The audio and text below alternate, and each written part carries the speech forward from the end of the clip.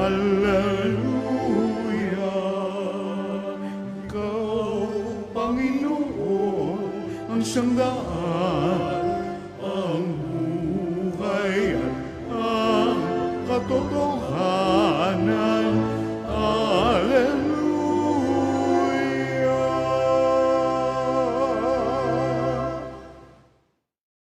Sumainyo ang Panginoon. At sumaiyo rin.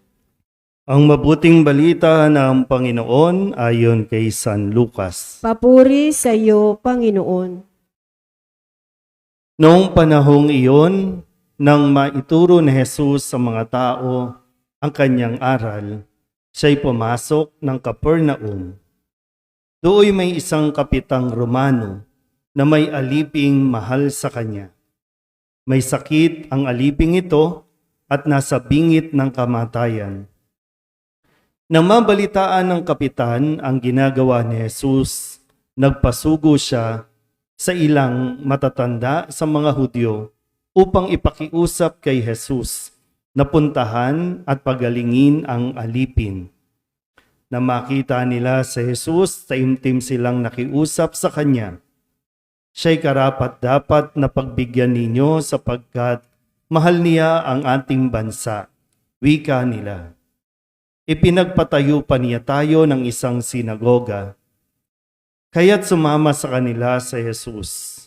Nang malapit na siya sa bahay, ipinasalubong siya ng kapitan sa kanyang mga kaibigan at ipinasabi ang ganito, Ginoo, wag na po kayong magpakapagod. Hindi ako karapat-dapat na puntahan ninyo sa aking tahanan. Ni hindi rin po ako karapat-dapat na humarap sa inyo. Ngunit magsalita po lamang kayo at gagaling na ang aking alipin.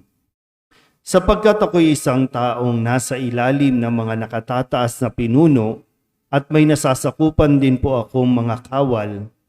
Kung sabihin ko sa isa, humayo ka, siya'y humahayo. At sa iba, halika, siya'y lumalapit. At sa aking alipin, gawin mo ito. Ito'y ginagawa niya. Namangha si Jesus na marinig ito at umarap sa makapal na taong sumusunod sa kanya. Sinabi niya, kahit sa Israel ay hindi ako nakakita ng ganito kalaking pananalig. Pagbabalik sa bahay, naratnan ng mga sinugo na magaling na ang alipin. Ang mabuting balita ng Panginoon. Pinupuri ka namin, Panginoong Hesukristo. Maupo po ang lahat. Isang magandang gabi po sa inyong lahat. Diyan nagfi-feedback tayo. Muli, formal ko pong wini-welcome dito sa tahanan ng Mahal na Birhen ng Soledad, ang mga Spartan. Yan po yung mga naka-hood dyan sa likod, no? Yung mga deboto ng Señor de la Pacencia. Ang imahin ng poong Nazareno, ang tawag po nila ay Señor de la Pacencia. Tama, no?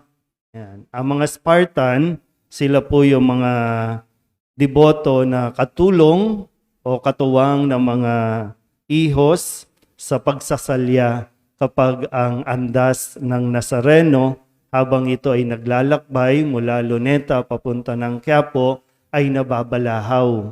O kaya pag sinabing nababalahaw, hindi makausad. So sila yung puwersa na magtutulong-tulong para maitulak po o maigalaw yung andas, no, na kinalalagyan ng Nazareno. Kaya medyo mga maton-maton yan, no? Mga malalaking mga jimbap ang mga miyembro ng Spartan. No? Spartan ang tawag sa kanila. Pero ganun pa man, sa araw na ito, tayo po ay pinapaalalahanan na may bahagi tayo sa ating lipunan. At ang bahaging yan ay ang ipagdasal ang ating po mga leader, ang mga namumuno sa bayan natin, maging sa simbahan. No? Sino man ang mayroong katungkulan o may mga hinahawakang tao ay kailangan natin ipagdasal. So hindi lang tayo, Hindi lang yung pansarili o personal na kahilingan natin ang dapat nating idinudulog sa Diyos, kundi maging ang para sa mga namumuno sa atin. Kasi tingnan niyo po, sa Ebanghelyo, ang sabi ng mga ilang Hudyo na lumapit kay Jesus, sabi po dito, taimtim silang nakiusap sa Kanya.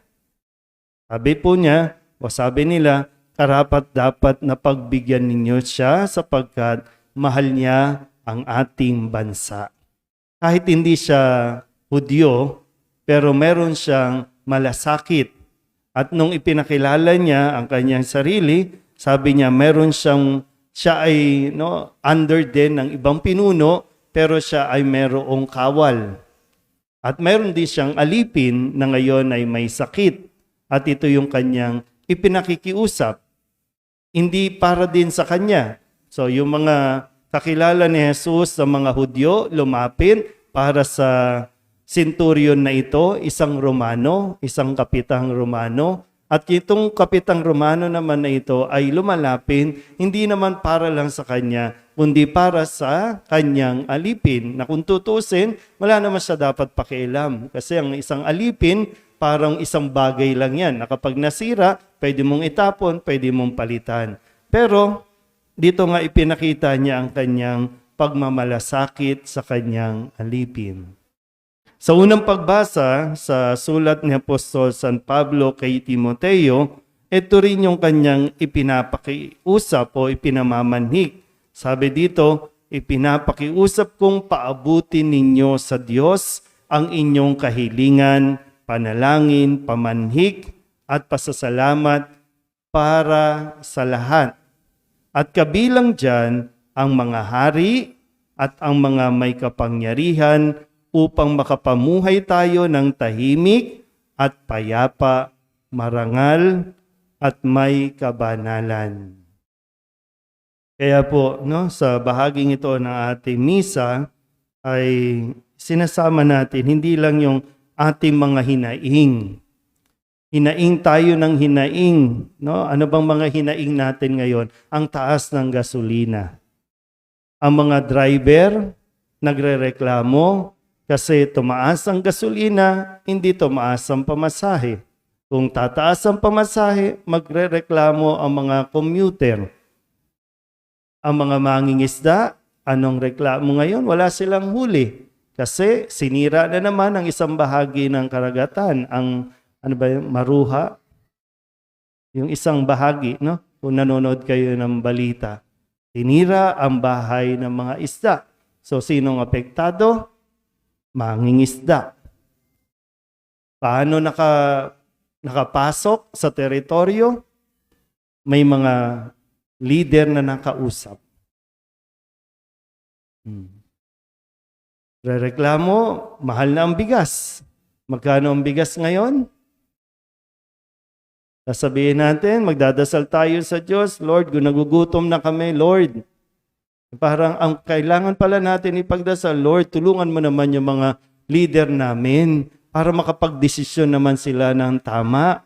Para yung kapakanan ng mga mas nakakarami na naghihirap, ang kanilang atupagin at hindi lang yung para sa sarili.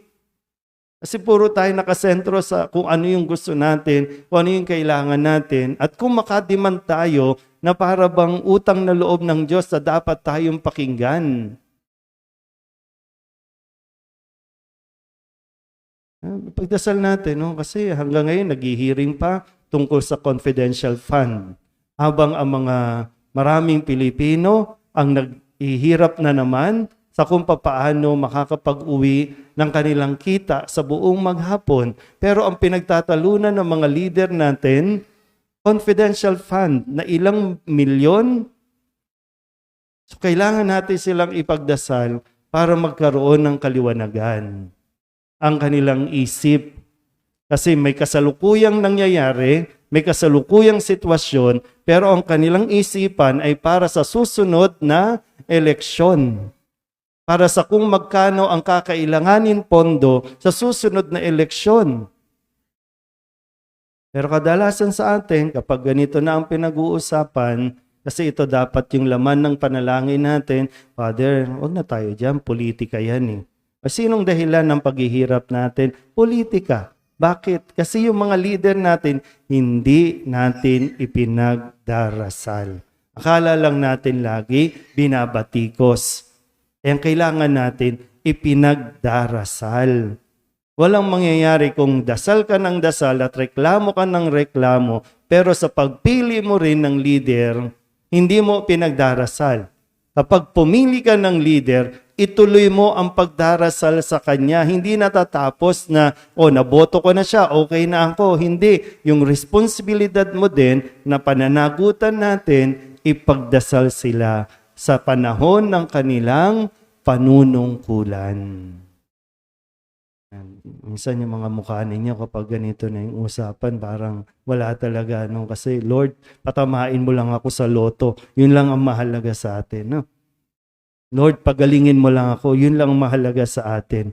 Pero hindi natin nakikita yung pinakapunot dulo kung bakit tayo may mga ganitong problema. Pag nagkasakit ka, wala kang pampa-ospital. Na mayroon naman dapat pondo, mayroon naman dapat libreng pa-ospital, kasi ilang milyon ang nasa confidential fund, pero parang wala kang pakialam doon. Kasi parang hindi ako kasali dyan. Pero sa paghihirap, kasali lahat. Pag umasenso, kasali lahat. Pag naghirap, hindi pala. Pag umasenso, sila lang. Pero pag naghirap, lahat. Hindi sila kasali. Kasi nga, mayroon ng confidential fund. Ganyan po kahalaga yung paalala na inilalapit natin sa poong Nazareno. Buti na nga lang, ang pangalan ng Nazareno nandito, Senyor Pasensya. De la Pasensya, no? Bakit ba de la Pasensya na pili niya, no? Pero baka isa ito sa virtue na kailangan natin, no? Kasi talagang mahabang pasensya din ang binibigay ng Nazareno sa bawat isa sa atin. Sa mga mali at hindi natin itinatamang mga pamamaraan ng pamumuhay. Napakahaba ng pasensya ng Diyos. Pero kung tutusin naman, okay na sana eh. Tayo lang talaga yung hindi matuto-tuto. Amen?